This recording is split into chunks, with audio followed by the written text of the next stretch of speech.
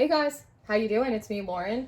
Welcome in. I wanted to just have a little bit of a discussion with you today about some things that I've noticed shifting in the spirit that are really linking up to a few dreams that I've been having. A lot of you know that I get a lot of messages in my dreams. They don't always need to be shared with a larger collective, but I've had quite a few of them now, and I know there are some people behind the scenes that have reached out to me, and they are experiencing similar types of dreams and messages. So this is obviously happening on a wider scale, on a wider collective, and some of you may be experiencing this, and if that's the case, I just want to make sure that I'm doing my due diligence to assure you that you're not alone. This is something that is occurring and that you're gonna be fine. It's gonna be fine. But I had a dream a few nights ago where I was in a beautiful home, and there was sort of this force outside of the house that was kind of trying to shake the house, sort of this rattling of the cage. Now, it was not able to get in my house. It actually didn't even disturb anything that was in my home, but it was definitely outside of it, really trying to kind of rock the cash spot. Now, when I woke up, I heard a clean house, and that was a really nice comfort and a confirmation to me that the ways in which I have spiritually and energetically protected myself, warded my environment and my home is effective, and that I did a good job in that, right? I did receive a message later on in the day from someone who expressed that they too had a dream about a break-in. This time, assailants were able to get into this person's house, and so again, try to do my due diligence and give them the tools to put in their toolbox to help sort of ward against this type of thing. I had another dream last night about a similar type of break-in, but this time it wasn't in a home, it was actually in a grocery store. So obviously there is sort of a theme right now happening about break-in dreams. What is in short happening is that there is an energy moving through the collective, on a collective but also on a personal level, about energies trying to break into your energy. Now, what are these things? What is trying to break in here? What is trying to cause a disruption? Well, a lot of it's lower entity forms. A lot of lower energies and a lot of lower entities are making their way through the collective. As you are continuing to grow and to heal, it's almost like your basement level is sort of being raised up, right? You're kind of climbing the steps to a new way of thinking and feeling and being. And a lot of those lower entities don't like that. It's like a bad breakup, you know? It's not you, it's me. I just want different things in my life. They're outside your house with a boom box trying to rattle the cage. You know, that's a wizard's chess. Is it fun? No. Is it annoying? Absolutely. Is it disruptive? Of course it is, but that's a wizard's chess, baby. When you are out here working with spirits and out here in these realms, stuff like that is bound to happen. It's not something that you have to be afraid of, but it is something that you have to be aware of. Some of this energy as well is also interpersonal. It's the malakio, right? It is the evil eye type of energy, people sort of projecting energy in your direction. Now, with that being said, I do want to remind you that 90% of the time, if people are projecting onto you, or if people are sending you the evil eye, they're doing it from an unconscious place. They don't realize that they're doing it. We are all spiritual. We all have a certain amount of power. We are all intuitive, but not everyone is aware of how far their energy stretches or how much of an impact their energy can have on another. I'm not saying that some people don't know what they're doing. I'm not a fool.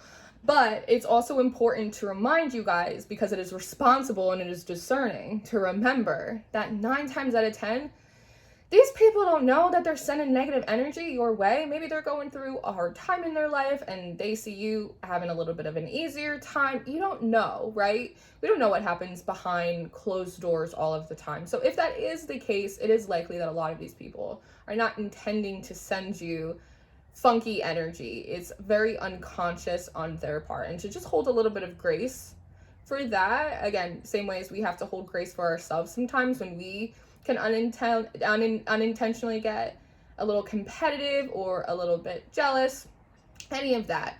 But regardless of where it's coming from, one, now is a really good time to focus on your spiritual protections. Do you have spiritual protections? Do you have a way to guard your energy?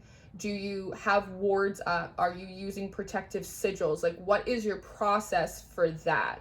Because if you don't have a process or a routine to cleanse the energy in your space, to properly ward and guard, block out unwanted energies on your person and in your space, now is a really good time to sort of start thinking about that. So I encourage you to sit down and work with your team on the proper and appropriate ways for you to do that. All of the ways are going to be different for everyone.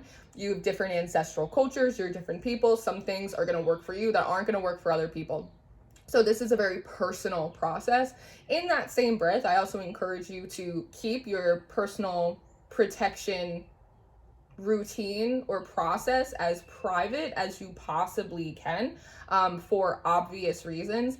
But if you don't have measures in place for that, I would begin the process of more deeply working on that within yourself, what feels right, and also with your team. With that being said, if you do not currently have a process for ancestor veneration, now is a really good time to start. I know some people are janky about ancestor work because our ancestors come from all different places and they did all different types of things, and not everyone's on the right side of history. Yes, but it's also important to remember that the ancestors that are reaching out to you and offering their protection have learned a lot since they've crossed over, and they are much more ascended than they were when they were alive. But you have free will, and so they can not come into your space. It's similar to angels. They cannot come into your space unless you invite them. So if you don't have an ancestral altar, if you're not working with your ancestors, if you're not honoring them, anything like that, now would be a really good time to start, because one, it's really healthy for the soul. It's really healing. It is so helpful when we're looking at future generations that come after us. And it also lends you quite a big deal of protection. Having spiritual maintenance, like protective measures, ancestor venerations, clear conversations with your guides about what is and is not appropriate action for you, is how we maintain our energetic and our spiritual health. So that way we don't end up in sort of these energetic crisis points. Yes? Now, most of these dreams that I get in are deeply symbolic, but sometimes they can be literal messages. We can see that during times like holidays, Christmas, we see a lot more crime. We see a lot more theft happening. We also see the same thing happen in the summer. It gets a little too hot. It gets a little too humid. People get squirrely. People start acting up, right? So this could also be a very subtle message about being mindful of physical security as we move through the spring into the summer months. Locking your car doors, locking your windows, locking your house. Just like we lock our spiritual energy, we also have to lock just like our physical property. Just be mindful of that moving into the summer, we may see an increase in burglaries, B&Es, right? So just be mindful of that. I did pull in a strange message last night in my dream. There was someone in there and they kept going, the Red Rocks, I'm going to the Red Rocks. And there's sort of a weighted message in that, but there could be something about like a prevalence of this sort of criminal activity happening in Colorado. So if you're planning on visiting Colorado throughout like the rest of the spring or into the summer months, or if you live there, you might want to take extra precautions with just some of like your physical possessions and items in your home and stuff like that. Again, sometimes these messages do come through literally, and I just want to make sure I'm doing my due diligence to pass on what seems to be pertinent information. Yes. Now, the dream that I had last night was also another burglary. But this time it was actually in a grocery store. It wasn't a grocery store that I had ever seen in my life. And I was actually about to check out, and I was approached by these two women, one of which really needed to find the Nutella. And I didn't know where the Nutella was. So we had to call over a lady. And that was the lady who was talking about, oh, the Red Rocks, we're bringing the Nutella out. Okay. So I decided to stay and sit with those ladies for a few minutes, and I couldn't tell you how much time passed, and then all of a sudden, the one lady looks up to her phone and goes, oh, we're about to close, like, we need to get out of here. I'm like, great news, I'm ready to get out of here.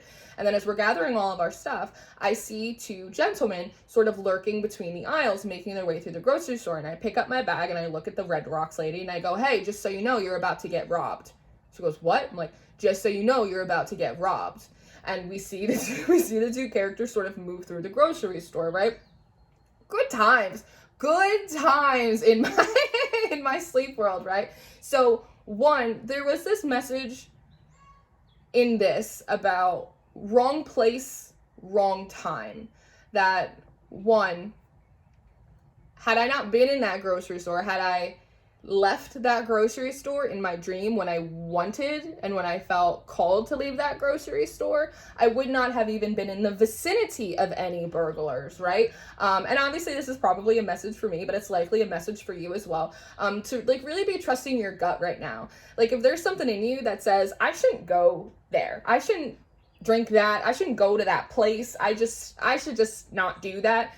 Listen to your gut, because there is that energy of wrong place, wrong time. Had I listened to my gut when it told me to leave the store, I wouldn't have even been in the vicinity of those burglars. And so that's a slight on me. I should have been paying closer attention while I was unconscious. But it's just something to kind of keep in mind. When your gut says, don't do that, don't go there, listen to it. Absolutely listen to it. Something that's interesting as well is that last night's stream was in a grocery store. What do you go to a grocery store for? Food, for sustenance, right? For your body. And so when looking at these sort of lower entities that are kind of moving through the collective right now, they are trying to steal your sustenance. What is your sustenance? It's not food. It's your hope. It's your optimism. It's your faith. It's your belief in self. It's your belief in God. If you felt over the last few weeks like you were doing a little bit better, you were feeling good, you were starting to feel a little bit more confident, your faith was kind of coming back, and then all of a sudden you just kind of hit this heavy energy, started feeling kind of a little bit grisly, a little bit gloomy, like all of a sudden, it's likely that like you are tapping into, you are picking up on this energy that is kind of trying to erode some of these foundations of belief that you have, right? Now, this is a collective energy, but it's going to be happening with you personally. And a lot of what sort of these lower entities are is they're energy vampires. I picked up a message last night about bugs in the air. Lauren, there are bugs in the air. There are bugs in the air. And I kept seeing things like mosquitos. And what I realized is that, and stay with me, I want you for a moment to take everything you know about dimensions and just throw it out the window, just for a minute. You can bring it back. And instead, I want you to think about dimensions as habitats.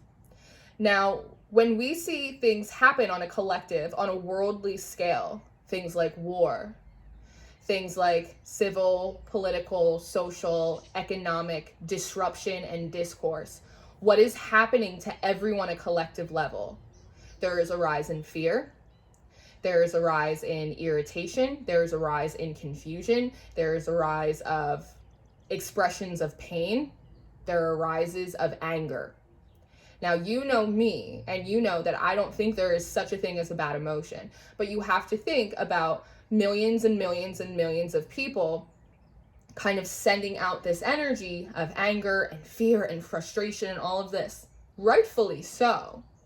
But also what that is sort of fodder for these lower entities. It is fodder for energy vampires, because when everyone gets upset, when there is a big rise, yes, that's like a buffet for these energies. They can come in and they can just slurp up all of the fear, all of the anger, all of it. And that's where they got these bugs in the air. It's like these little mosquitoes, because if you look at a dimension, particularly the fourth dimension, as a habitat, when you have what? Heat, anger, frustration, and you have humidity, sadness, pain, emotion, and they fuse together, it becomes very humid. And in humid climates, that's where we see a lot of these bugs. That's when you see a lot of these mosquitoes flying in the air. And 9 times out of 10, if they get you, you're all right. You might be a little swollen, a little itchy, a little uncomfortable, but you're okay. It might even make you a little nauseous, a little like, woo, so a couple too many bites here, right? And so what do? You go inside, you close your windows, you put on your calamine lotion, you try and relax, right? And so I only express it and explain it in that way because this is a way that you can mentally, emotionally, and spiritually prepare yourself for potential energetic interference. When you notice something happening on the news, when you notice there's civil discourse happening and it's arising a lot of emotion in everyone, you can bet yourself dollars to donuts that there is going to be an energy coming forward to try and take advantage of that. So as we go through the rest of civilization, as we do, and there's shit that's happening, you can almost pinpoint by the day when you're going to see an uptick in spiritual interference. And if you know that, you can guard yourself against it. You can protect yourself, you can cleanse yourself, you can ward yourself, you can put your thing down, flip it, and reverse it if you want to. That's what I do. That is the most responsible way that you can continue to maintain the sovereignty and the cleanliness of your own energetic field, right? And so I hope that this was helpful for you. Something that I really, again, pride myself on in the Patreon and in the mystery school is properly preparing and arming my students for anything that may come their way. I'm all about putting tools in the toolbox, but this felt, again, like it's happening on a collective level. It's happening for a wider group of people. And so I wanted to make sure that, again, I was doing everything that was in my power to give you the information and the tools that you need. Now, considering everything we just talked about, a few of the ways in which you can move through this energy more safely, more freely is one, absolute protections and ancestor venerations. I've already beat a dead horse with that. But something you can also do right now is one, be really mindful of what you are absorbing in terms of media. Put limits on the news if you can. I know this is not a time where it's easy to turn off the news, but if you're able to put like a little bit of a time limit on there, that could really help you. Try your best to be absorbing other types of media that are a little bit lighter in nature. That's going to help just sort of equalize that energy.